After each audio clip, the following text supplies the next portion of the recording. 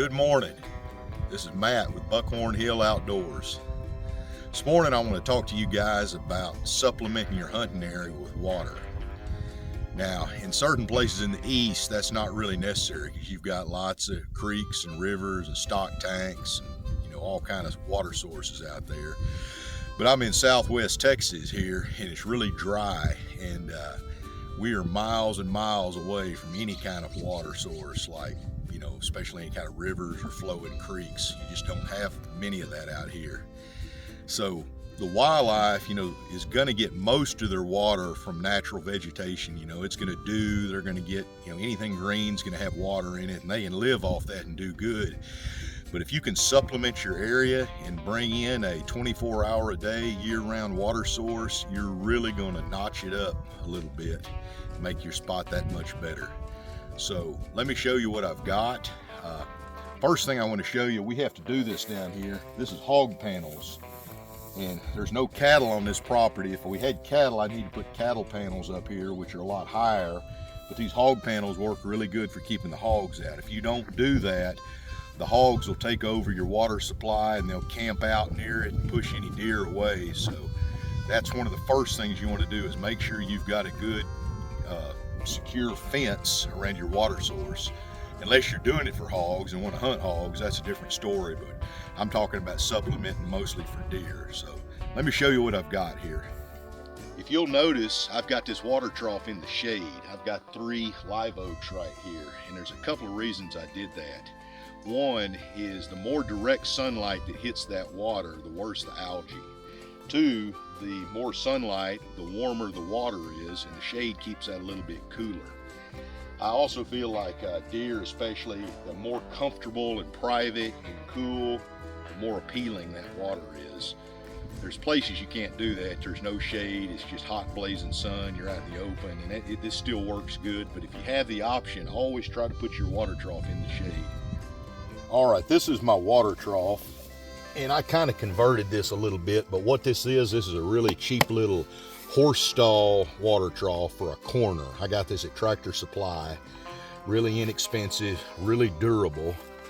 And to save water, instead of having water come up and fill the whole thing, I put concrete, just put some cheap sackcrete from the bottom up to about here. And that does 2 things. One, it makes it really heavy so no animals can tump this over. And the other, my water is only about 2.5–3 inches deep on top, and by doing that I'm using a whole lot less water for this, so the evaporation rate is a lot less. I used to use big cattle waterers or livestock, big deep tanks, and the deer didn't hit those any harder than they do these little bitty water sources, and I would lose a ton of water to evaporation. This thing is really easy to make. This is a cheap little stock tank float valve, or not a valve, this is a float, I'm sorry. You can get these any place, most hardware stores, any farm and ranch supply will have this. And that, that keeps your water at a constant level. It won't overflow. As they drink it out, it'll fill it back up. A really important thing I do is, this is copper wire, and you don't have to do that.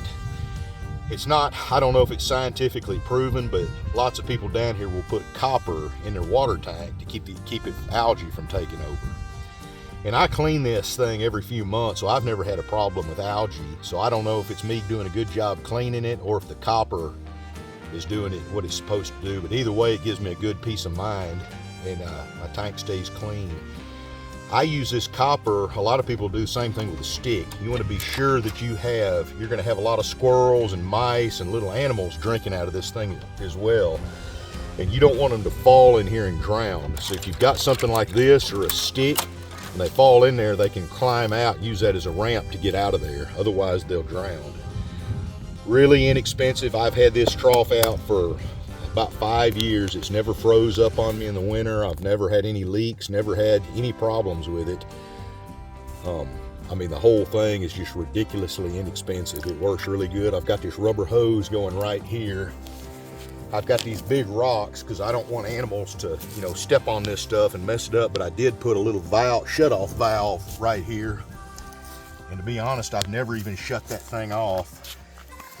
But if I wanted to replace my float, I could just cut it off right here, put me a new hose on there, or just put a new float rather, and I put this rock back over the top of it to protect it.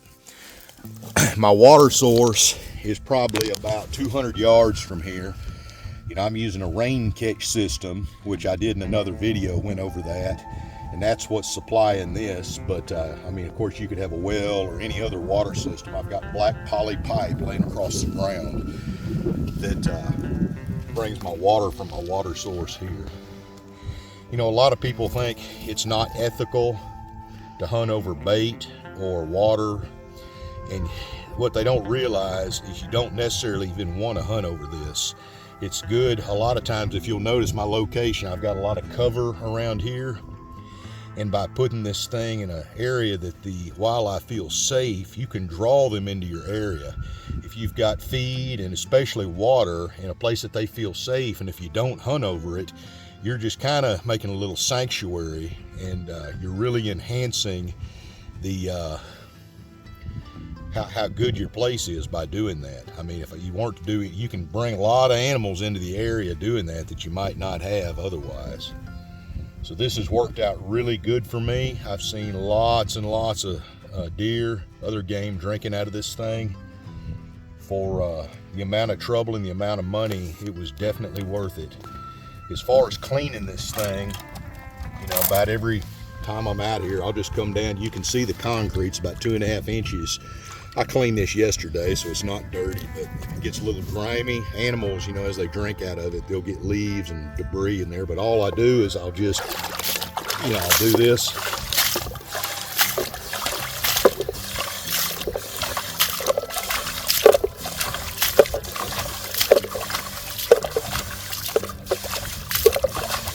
You know, I'll do that till it's looking clear. And that float right there will fill this thing back up to the level it's supposed to be at and shut off, and then you've got good clean drinking water again. I mean, animals don't really seem to mind if it's dirty or not, but I do that anyway every time I come out here, just to keep the water, you know, fresh and a little bit more appealing looking.